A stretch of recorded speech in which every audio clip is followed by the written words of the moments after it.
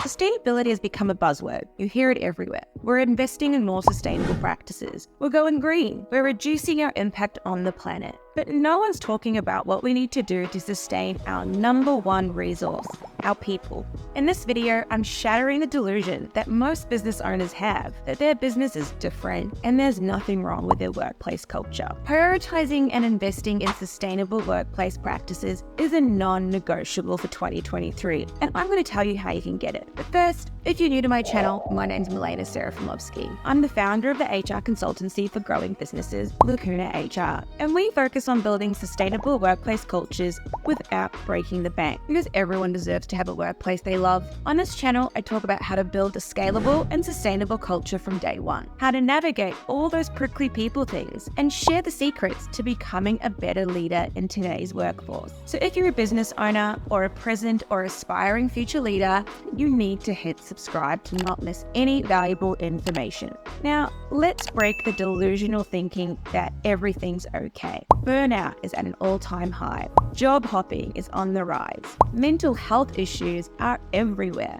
and talent shortages are spanning all industries. If you're not paying attention to what's happening to the workforce, it is time to look alive. We can't talk about sustainable practices in our operations without considering our people as well. So what are some red flags that your business might have a toxic or unsustainable culture? 1. Your business objectives are unrealistic and or unclear. You're saying things like, we're going to triple our sales this year, or we want to increase our customer base by 10 times, without wanting to change anything else in your business, investing in infrastructure, or creating a plan to get there. 2. You're not clear on what seats you need to achieve your goals. You're doing things like creating or designing roles around people and what they want to be doing because they're great talent that you just don't want to lose. 3. You've failed to budget and adjust accordingly. You're doing things like telling yourself you can do more or the same with less. You expect your team to just figure things out for themselves. You're not upskilling your team or providing coaching or creating time for them to learn. You undervalue your employees. Your attitude is, my employees get a salary, that's their reward. Or you believe your employees should be available whenever you need them and find things like sick leave and annual leave an inconvenience to your operations. Now, I could keep going, but instead I encourage you to really sit and reflect on what you might be doing in your business that could be creating a toxic work environment or unsustainable practices. The good news is, it's never too late or too early to start investing in a sustainable workplace culture. Here are my top recommendations to commit to sustainability. If you need to create obtainable business objectives, use a goal framework. My favorite is the OKR framework, Objectives and Key Results, because it aligns everyone to a single goal to work towards.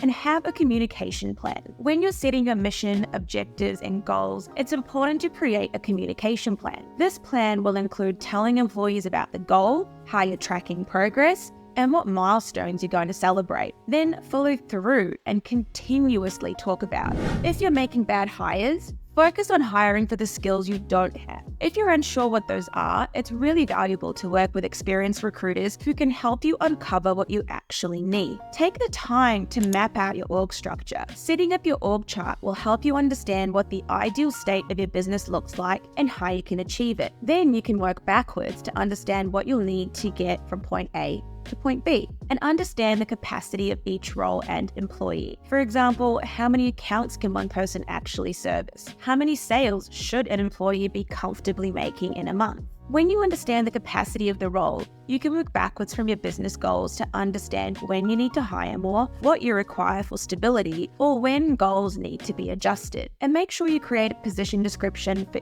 each new seat. New hires need to understand their area of responsibility, their decision-making power, and what their efforts are to contribute. And use a contractor to test the role function before making a permanent hire. Going through the motions will help you see what part of the role is necessary or what needs more work. Now, if you're failing to set your new hire up for success, Set clear expectations and deliverables for each team and individual. Each person needs to know what success and failure looks like. Ensure you're providing feedback. When you have a clear position description and expectations for the role, you can lean into this when you're providing feedback. When giving feedback, make sure not to move the goalposts and use your probation period to ensure you've made the right hire. And review your growth objectives often. You should consider what growth objectives are unnecessary to compensate for the lack of staff. It's difficult to do more with less, so you need to be able to pivot the desired outcome if you lose key staff. Now, if you're failing to invest in your people, invest in cross-skilling. We become better problem solvers when we look at the problem from different perspectives. For example, customer service skills can help salespeople focus on solving the prospect's problem rather than force selling. Likewise, understanding how employees manage customers and the problems they experience can help engineers with the product development. Dedicate time within the role that they can learn it. You can't expect your employees to do all their upskilling outside of office hours. Instead, encourage daily or weekly time where everyone in the business has time to learn something new. Invest in company-wide training. Whilst there are many ways to get creative with training employees, you should consider budgeting for company-wide training. Whether it's $100 per employee to buy books, complete online courses, or attend networking events, include this resource in your budget. And encourage a testing culture. Despite knowing we learn from failure, many employees are often hesitant to try something new in fear of reflecting poorly on them. So create a testing culture that rewards risks and focuses on lessons. Now, if you need to value your employees more, spend time with your employees. You would be surprised how much impact you as the business owner can have on your employees or teams.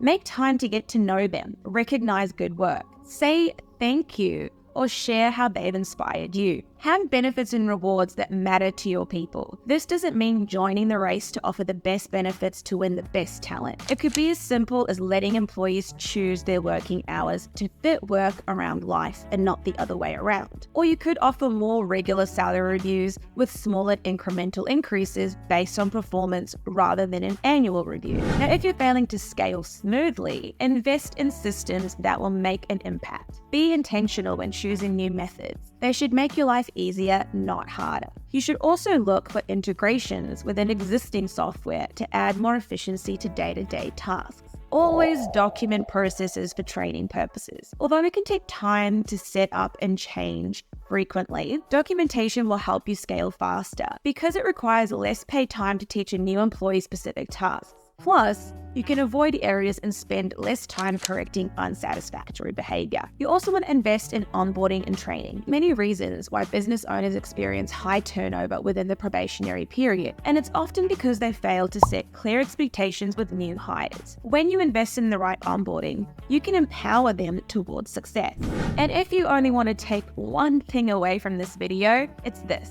Workplace sustainability is a commitment to stop and reflect, to look for the warning signs, to intervene early, and to stop putting profit before people. If you've got a question about investing in sustainable practices, share it with me in the comments below and I'll give you my 2 cents.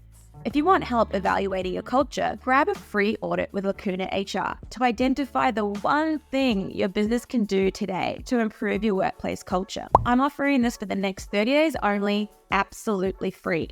The link's going to be in the description below. And if you like this video, give it a like and share it with someone that needs to hear it. And don't forget to subscribe to not miss any more workplace culture tips. Until next time.